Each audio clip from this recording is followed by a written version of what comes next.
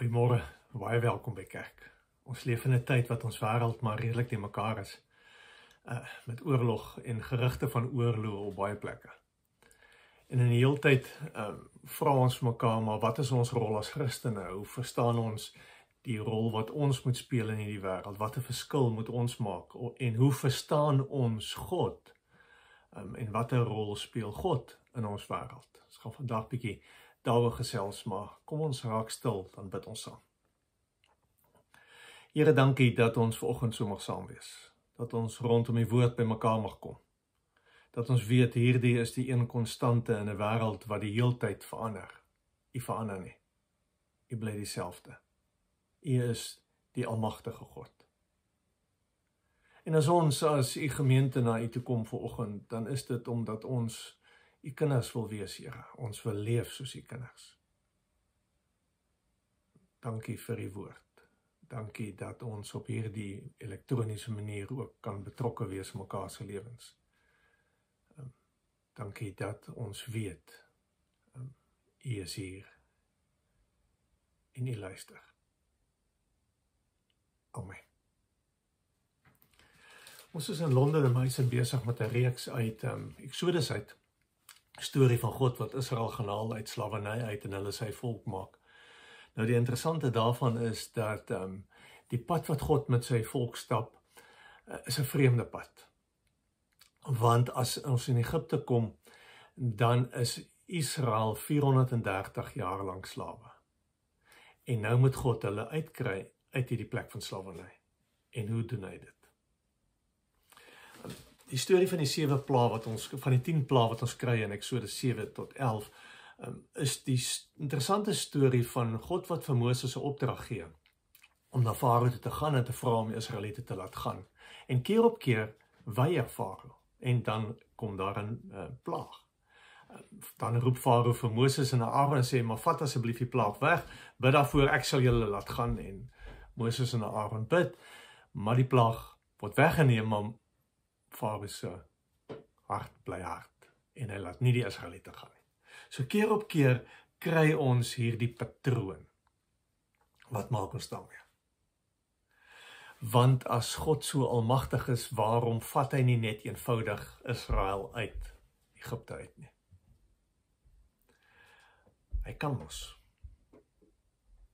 Het jy al ooit gewonder hoekom 10 pla, hoekom nie net 1 plaag soos met Noag se vloed nie? En dan hier die een boodskap wat God gee en that's it. Ek vra vir myself baie keer dieselfde vraag.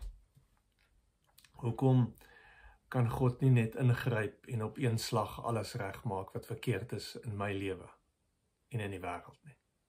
Hy is dan die almagtige God. Hoekom help hy nie, hoekom gee hy nie, hoekom red hy nie, hoekom hoor hy nie? Of is hy nie so almagtig nie? Kyk, dis dieselfde vraag waarmee die Israeliete hier worstel. En as 2 verse, eintlik 'n paar keer word dieselfde gedagte genoem, maar as 2 verse aan die begin en die einde van hierdie gedeelte oor die 10 pla wat vir ons verduidelik waarmee is God besig. Want ons lees in Exodus 7 vers 5, sê die Here die volgende, hy sê, as ek Egipte tref, sal hulle besef dat ek die Here is. Dan sal ek Israel tussen hulle uitneem. En dan in hoofstuk 10 vers 2, sê die Here baie dieselfde, hy sê, dan kan jy aan jou kinders en kleinkinders vertel wat ek aan die Egiptenaars gedoen het, en wat 'n wondertekens ek onder hulle verrig het, om julle te laat besef dat ek die Here is. Die Here sê aan die begin, en op 'n paar keer deur hierdie hele verhaal met Farao, dat ek doen hierdie wonders, sodat Egipte sal verstaan dat ek die Here is. God gebruik situasies waarin ons is, om vir ons te leer hoe hy is, en wie hy is, en wat hy doen.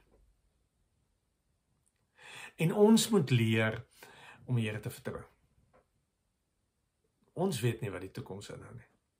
En as ons na 'n wêreld kyk waarin ons leef, dan lyk dit nie baie rooskleurig nie, dan is ons maar bekommerd oor die pad vorentoe. Nie een van ons weet wat lê vir ons voor, wat ons werk betref, wat ons huise betref, wat ons kinders betref nie. Waaroor is jy onseker? Dat is daar waarmee jy vanoggend sit en dink, maar Here, hoe gaan hierdie goed werk? Here, kom help. Here, U is dan die Almagtige. Hoekom red U nie? Hoekom sorg U nie? Ons uitdaging is om God te vertrou. As ons gaan kyk na die storie oor die 10 plaae, dan is dit, aan die een kant sê God, maar Egipte sal weet dat ek God is, en dan lees ons van die 10 plaae. Ons lees, en met elke plaag is dit interessant, is dit amper asof God kom en sê, ek doen nie die plaag om vir jou te wys, die God wat jy gedink het jou gaan help, gaan jy nie kan help nie, want onthou, Egipte het 'n klomp gode gehad. En vir elke faset van die lewe was daar God wat gesorg het en weet en sal help.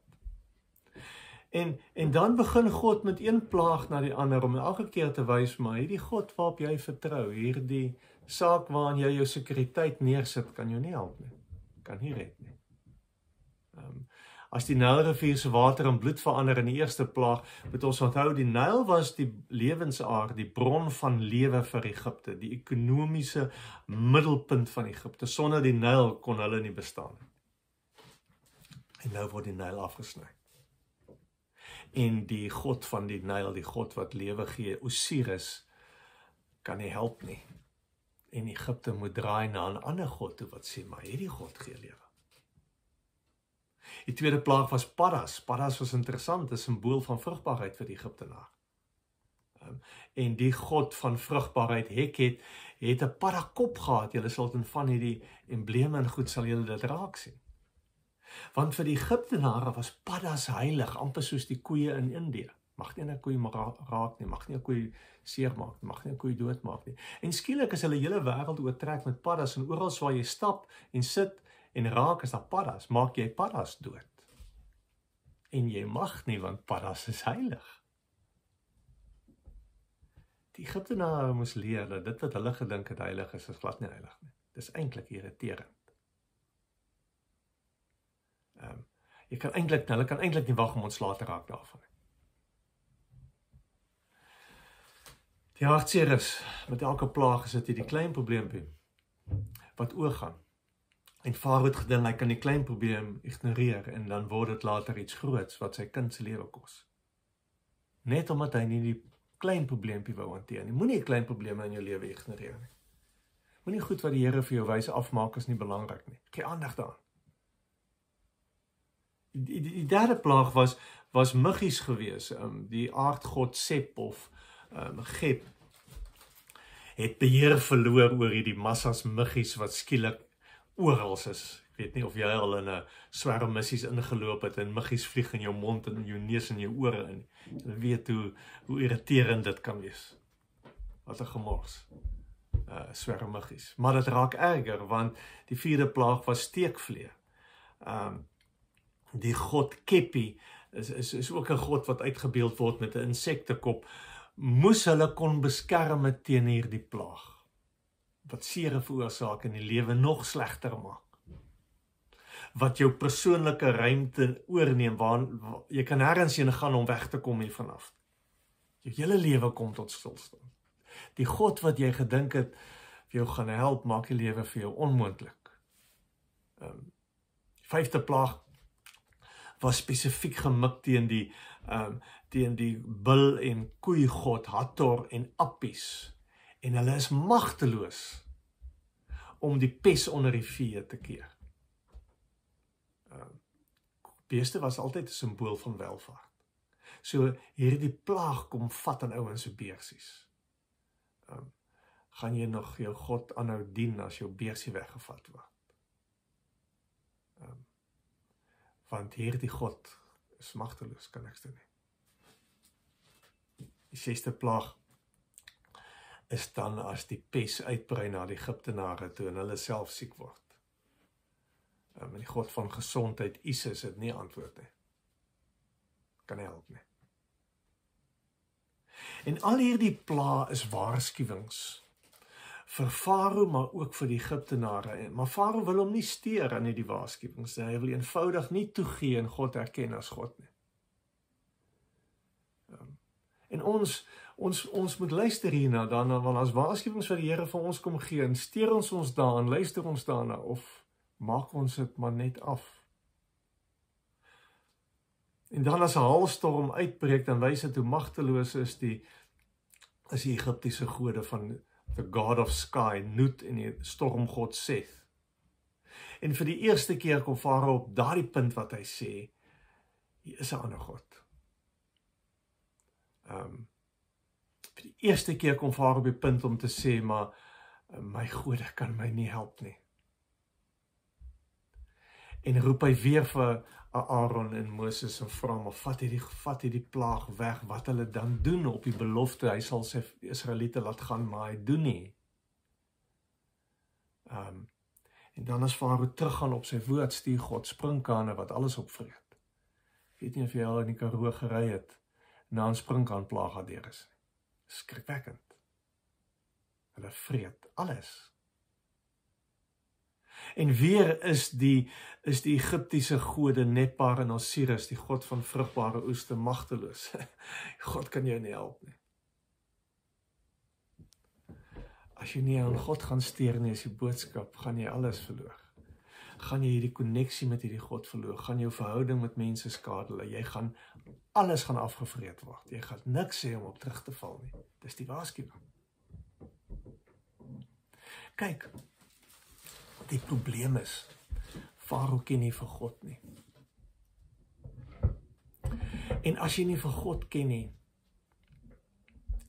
is dit moeilik om gehoorsaam te wees. Gaan jy nie gehoorsaam wees nie. Want hoekom moet jy gehoorsaam wees of jy steur aan iemand wat jy nie ken nie, met wie jy nie 'n verhouding het? En hoekom moet jy jou lewe aanpas as God nie die belangrikste plek in jou lewe inneem nie? Dan gaan jy mos nie skuif nie. Want ons sien as die 9de plaag kom duisternis, dan is selfs die magtigste Egiptiese god, songod Ra, magteloos. Kan nie lig bring nie. Want hy is nie werklike God nie. Ons almal weet, keuses wat ons maak het gevolge. Besluite wat ons neem het gevolge. Maar Farao wou nie hierdie lesse leer nie. Sy hardkoppigheid vernietig sy lewe. Hy wou nie ingee nie. Hy wou nie die Israeliete laat gaan nie. Hy wou nie toelaat dat God mense vrymaak nie. Hy wou nie erken dat hierdie God die enigste God is nie. Hy wou nie beheer oorgee nie. Het kos hom sy lewe, het kos hom sy land, het kos hom die toekoms van sy mense. Jou ongehoorsaamheid en jou hardkoppigheid kan jy jou verhouding met God kos, kan jy jou verhouding met mense kos. Maar nee. Die tweede deel van die storie sê vir ons dat dit nie gaan oor Farao en Egiptenare, dit gaan ook oor die Jode, dit gaan ook oor dit gaan oor die Israeliete wat in Egipte is. Want Hoofstuk 10 vers 2 sê vir ons baie duidelik, God doen hier die plaas sodat jy en jou kinders sal weet ek's God. Onthou, Israel was 430 jaar lank slawe in Egipte. En hulle is blootgestel aan hierdie kultuur, hierdie omgewing van die Egipte, van die Egiptenare, hierdie gode, hierdie simbole wat die Egiptenare aangehang het. Elke dag as hulle werk toe gaan, is hulle gekonfronteer daarmee. Elke dag as hulle in kontak kom met Egiptenare, dan sien hulle dit. Die hele samelewing is deurtrek hiervan. Soos ons, wat hier in Engeland is, jy word beïnvloed deur die kultuur waarin jy leef. Jy kan nie wegkom daarvan af nie. En ons maak ons kinders groot in hierdie wêreld, en ons leef in hierdie wêreld, en ons doen besigheid in hierdie wêreld. En ons kan nie sê, die wêreld met sy invloede gaan ons nie raak nie. Dit gaan ons raak. Maar iewers moet ons mekaar vra, watter plek gee ek vir God in my lewe, want dit maak die verskil. En nou stuur God hierdie 10 plaas, sodat Israel kan sien hoe groot hierdie God is. En hulle kinders kan weet, en hulle dit kan sien. God moet iets dramaties doen om hulle aandag te trek. Om in te breek in hierdie bekende lewe wat hulle vir 430 jaar lank inleef. Ons kinders moet weet hoe groot en magtig God is, en hulle moet dit in ons lewens sien. Ons vriende moet dit weet. Die mense saam met wie ons werk en saam met wie ons leef, moet in ons lewens kan sien hoe groot en magtig is hierdie God. Maar ons moet met mekaar eerlik wees oor die gode wat ons dien. Kyk, ons aanbid nie gode met sprinkaankoppe en paddakoppe nie. Daar is ander goed wat ons lewens oorheers. Daar is ander goed wat vir ons voorskryf hoe ons moet leef, wat ons moet doen, hoe ons moet wees, waarin ons tyd en geld spandeer, wat ons gesprekke oorheers, wat in ons gedagtes is die hele tyd. Dis gode. Daardie goed wat ons lewens insluk, daardie goed wat maak dat ons op 'n sekere manier optree en mense op 'n sekere manier hanteer, wat nie is soos God en God se woord is nie, dit is gode. Daardie prioriteite wat ons maak, waarin God nie bo is nie, dit is gode. En God challenge elke God in jou lewe en my lewe direk. Alles wat jou beheer, alles wat jou onderdruk, alles wat jou fokus wegvat, alles wat maak dat God nie eerste in jou lewe staan en die heel belangrikste is nie. Dis 'n afgod. God challenge dit. Wat is dit in jou lewe? Wat is daai goed wat vir jou belangriker is as jou verhouding met die Here? As jou tyd saam met die Here? Wat steel dit? Wat maak dat jy nie moeite doen om by God en God se mense en God se werk uit te kom? Hoekom het jy altyd te verskoning? Dis die goed wat God direct challenge. En onthou, Egiptenare is op 'n punt wat hulle in die moeilikheid is. Hulle kan hulle skielik nie meer help nie. As jou gode en dit waarop jy jou sekuriteit bou, en dit wat vir jou die prioriteit in jou lewe is, nie meer vir jou kan help nie, dan is jy in die moeilikheid. God gebruik al die pla om vir Farao uit sy comfortzone uit te vat. En dalk is dit die lesse wat ons moet leer. Want ons moet eerlik wees, wat 'n comfort zone hou jou weg van God af. Wat gaan jou op daardie punt in jou lewe bring wat jy gaan erken, maar God is in beheer van my lewe. Niks van die ander goed waarmee ek my lewe volmaak. Wat my lewe interessant of lekker maak. Niks van daai goed gaan vir jou enigstens nader aan die Here bring. Die tweede ding wat ons moet eerlik wees is, wat is die goed waaroor ons hardkoppig is? Wat is die hart in my eie hart, wat maak dat ek nie wil toegee en wil erken dat hierdie God my God is nie?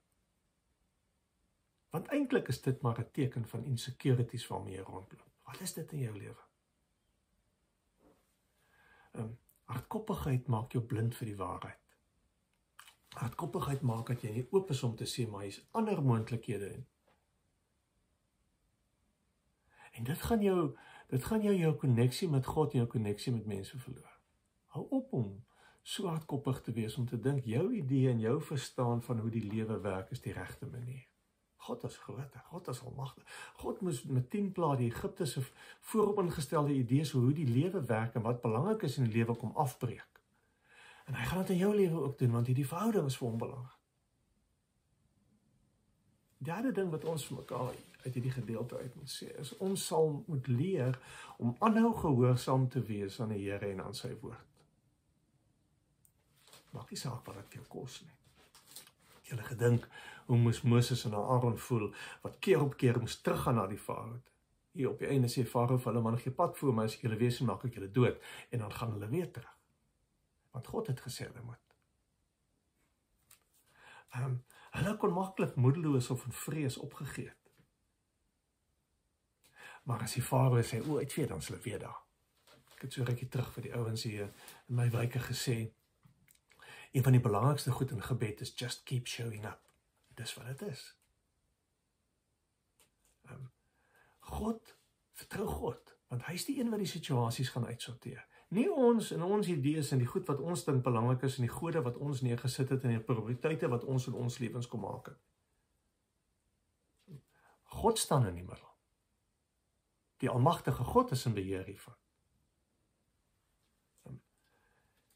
En ergens op 'n punt met ons van mekaar sê dat dit is hoekom ons gehoorsaam moet wees. Dit is hoekom ons nie kan opgee en wegloop nie. En as jou lewe en jou wêreld op hierdie punt deur mekaar is en vir jou voel alles val uit mekaar uit, dan is die punt wat ons moet by uitkom is, kom ons vertrou God, kom ons vertrou die almagtige Here van hemel en aarde. Want sy hele plan was gewees om mense vry te maak. Dis sy belofte. God's relentless involvement changes everything. En as ons gaan dink en kyk na 'n deurmekaar wêreld waarin ons probeer gelowiges wees en waarin ons probeer sin maak, wat gaan hier aan, dan moet ons miskien vir mekaar die eerste vraag eers vra, wie vertrou jy? Waar sit ons vertroue neer? Op mense? Op leiers? Op tradisie? Op kultuur? Of sit ons vertroue neer by die almagtige God wat hemel en aarde geskep het? Die God wat in beheer is. Want niks is belangriker as dit nie. So dis die challenge. Wat se comfort zone goed is in jou lewe? Wat maak dat jy nie wil skuif nie? Waaroor is jy stubborn, hardkoppig? Gaan jy gehoorsaam wees en aanhou gehoorsaam wees aan God en aan sy woord? Dis die challenge. Kom ons bid. Here, dankie dat ons weet U is die almagtige God. En dat ons U mag vertrou. Ons hoop op U kom neersit. Want ons toekoms is in U hande. Here, U alleen weet wat lê môre voor. Dankie vir hierdie gemeente waarvan ons mag deel wees, Here. Dankie dat ons op 'n manier kan weet U werk in die lewens van mense en dat ons dit kan sien, dat ons die verandering kan sien wat U in mense se lewens doen. Here, leer ons om vir elke tree en vir elke saak in ons lewens U te vertrou. Nie mense en heersers en konings en leiers nie, maar vir U. Want U is ons God. En ons is U kinders, Here. Dankie daarvoor. Ons bid dit om U naam alleen. Amen.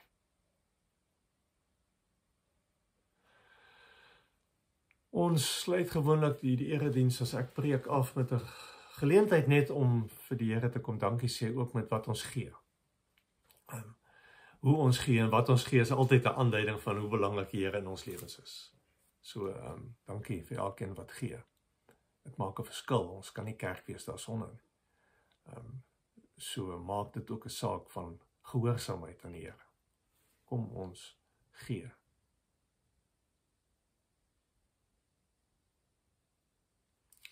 Dis my gebed dat die almagtige God in jou lewe sal werk in hierdie week. Dis my gebed dat jy die Here sal sien wonders doen, dat sy genade en sy liefde vir jou sal oorrompel. Amen.